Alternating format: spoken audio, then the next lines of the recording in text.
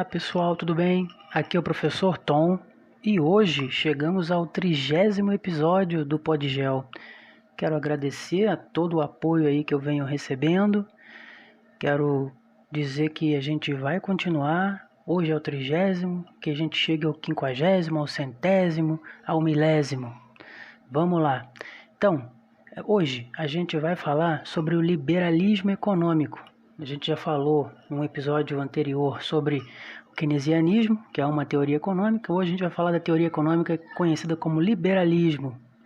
Tá? Então a gente vai, a partir de agora, começar a entender um pouco mais sobre essa teoria econômica que foi muito utilizada no século XIX e início do século XX e não morreu, definitivamente não morreu. Vamos lá?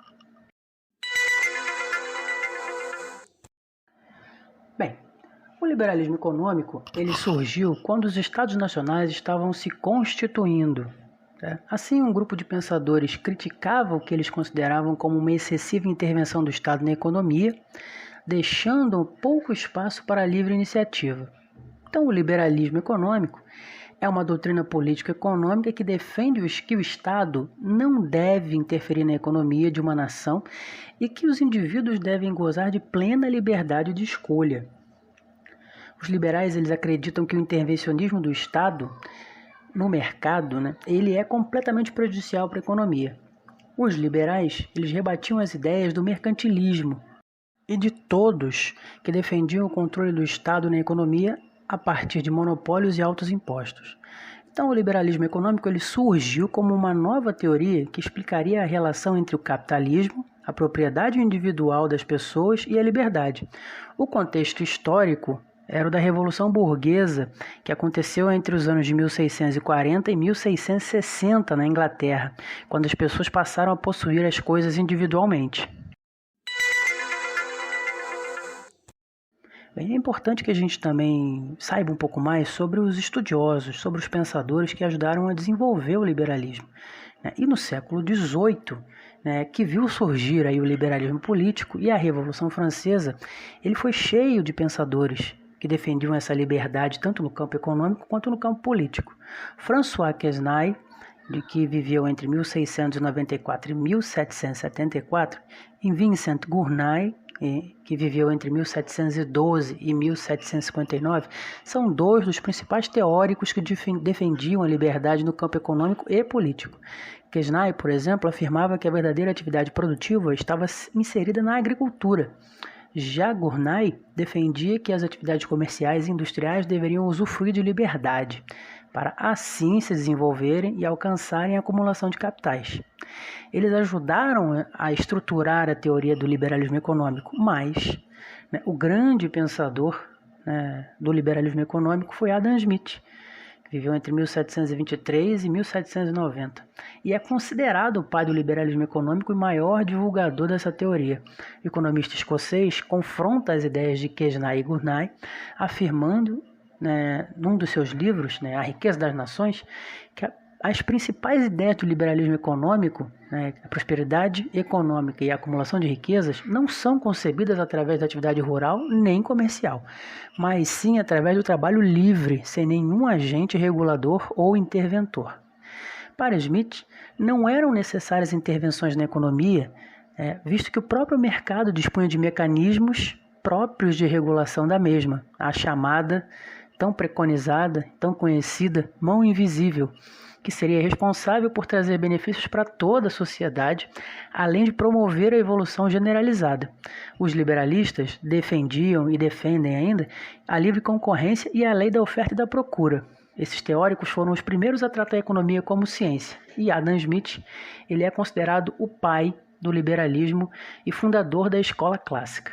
Além do Smith, Thomas Malthus também ajudou a expandir as ideias do liberalismo econômico. Ele estudou o crescimento das populações e a capacidade dos recursos naturais para mantê-las. Dessa forma, ele acreditava que os recursos naturais cresciam em proporções aritméticas e a população crescia em proporções geométricas. Assim, situações como guerras, desastres naturais e epidemias funcionariam como regulador das necessidades de consumo em consonância com o tamanho da população. O pensamento de Malthus foi publicado em 1798 na obra Ensaio sobre o Princípio da População.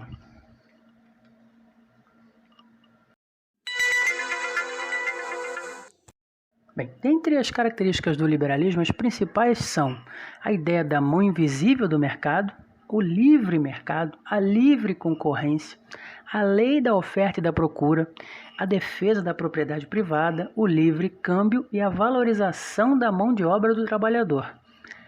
Reforçando, a não intervenção do Estado no mercado é a principal defesa feita pelos liberais. O liberalismo econômico ele defende que o governo só atrapalha no processo econômico, que o seu papel deveria ser reduzido à garantia do direito à liberdade individual, direito à vida e direito à felicidade, dando ênfase ao direito de liberdade de escolha.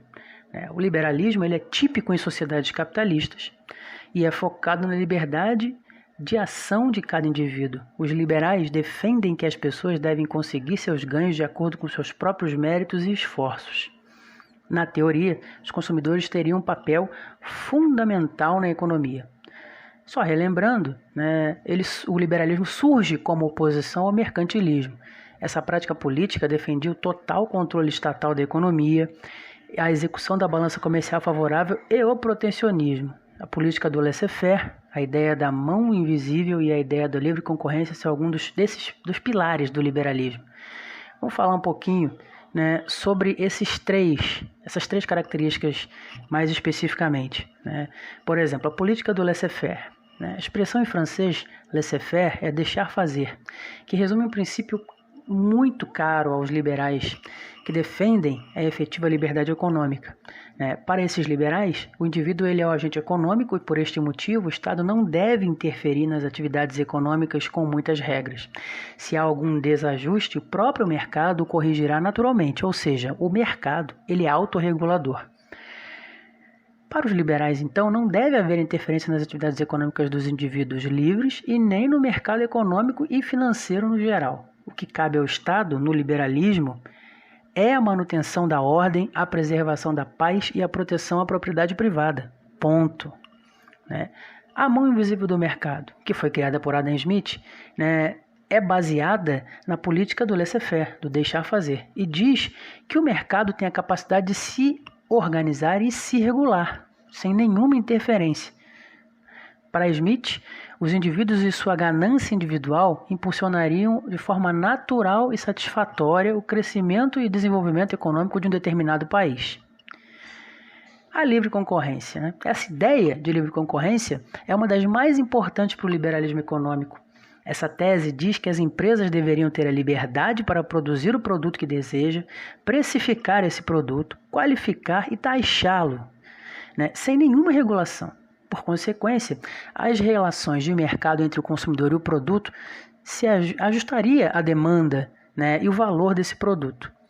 A lei da oferta e da procura se aplicaria nessas situações, uma vez que a ação de compra do consumidor também ajustaria a demanda e o valor do produto. O consumidor também ditaria quais seriam as melhores empresas e os melhores produtos por meio da procura, o que, consequentemente, tiraria do mercado as empresas que não oferecem um bom produto ou um bom serviço, sem a necessidade de interferência estatal.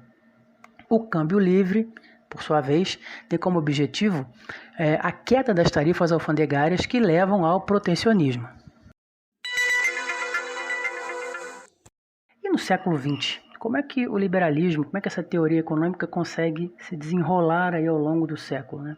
A mão invisível defendida pelo Adam Smith, começa a ser muito criticada no final do século XIX, porque, na verdade, a realidade vista era um bocado diferente do que os liberais pregavam.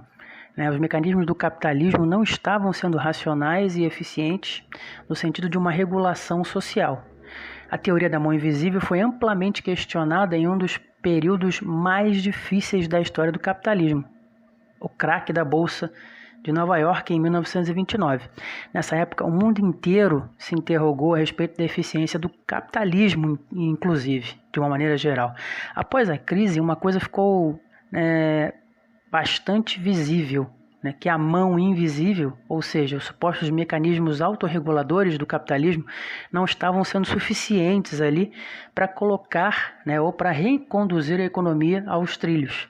Né? Diante disso, acabou abrindo-se espaço para o keynesianismo, que a gente já viu o que é e quais são os princípios básicos aí num episódio anterior. Né? E o keynesianismo domina as ações por algumas décadas, né, durante o século XX, nas ações políticas governamentais para a economia. Contudo, né, as ideias liberais não morreram de forma nenhuma, não morreram mesmo.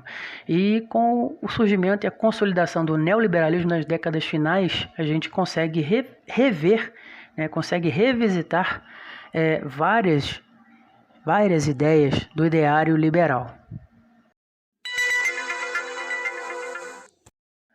Então, pessoal, chegamos a mais um final de episódio. Chegamos aí ao final do nosso 30º episódio. Não esperava chegar ao 30º. Na verdade, eu não esperava fazer nem o primeiro, né? Surgiu, né? Se me perguntassem há uns 2 meses atrás, né, se eu só sabia o que era um podcast, se o podcast era uma opção pedagógica para mim, eu dificilmente diria que seria, né? Mas abracei isso, estou achando muito bacana, estou recebendo, né, boas respostas, então eu agradeço mais uma vez aos apoios recebidos pelos amigos, pelos alunos, e digo que a gente está indo em frente.